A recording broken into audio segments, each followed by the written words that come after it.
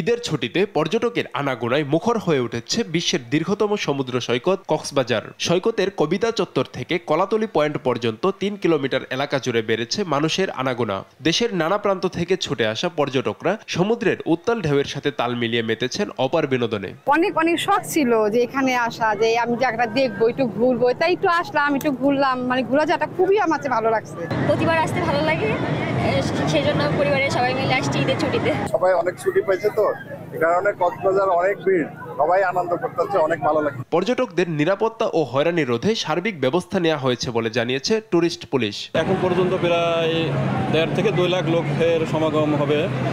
তো সেক্ষেত্রে আমরা বিচের নিচে উপরে সার্বক্ষণিক নিরাপত্তায় আমরা নিয়োজিত আছি। সবুজ পাহাড়, ঝর্ণা ও প্রকৃতি ঘেরা সৌন্দর্যের রানী পার্বত্য জেলা বান্দরবন পর্যটকের পদচারণায় মুখর হয়ে উঠেছে। পাহাড়ি স্পটগুলোতে ছুটে গেছে শত শত পর্যটকবাহী পরিবহন। সবুজ পাহাড় আর মেঘের মন ভোলানো দৃশ্য দেখে মুগ্ধ হচ্ছেন শহর থেকে ছুটে যাওয়া ভ্রমণ পিপাসুরা। বান্দরবন ফার্স্ট টাইম এসেছি, কিন্তু আমার খুব ভালো লাগছে।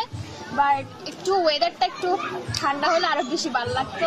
এখানে এত বাতাস, এত মনোরম পরিবেশ, জাঁকজমক একটা পরিবেশ দেখে খুব ভালো লাগছে। ঈদের পঞ্চম দিনে পর্যটকে কানায় কানায় পরিপূর্ণ হয়ে উঠেছে পটুয়াখালীর কুয়াকাটা সমুদ্র সৈকত। সূর্যোদয় সূর্যাস্তের বেলাভূমি খ্যাত এই সৈকতের শুধু 0 পয়েন্টেই নয়, গঙ্গামতি, ঝাউবাগান, সুটকিপল্লী ও লেম্বুরবন সহ সব পর্যটন স্পটেই আনাগোনা বেড়েছে পর্যটকদের।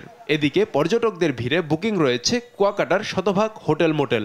নিরাপত্তা ব্যবস্থা জোরদার করেছে প্রশাসন।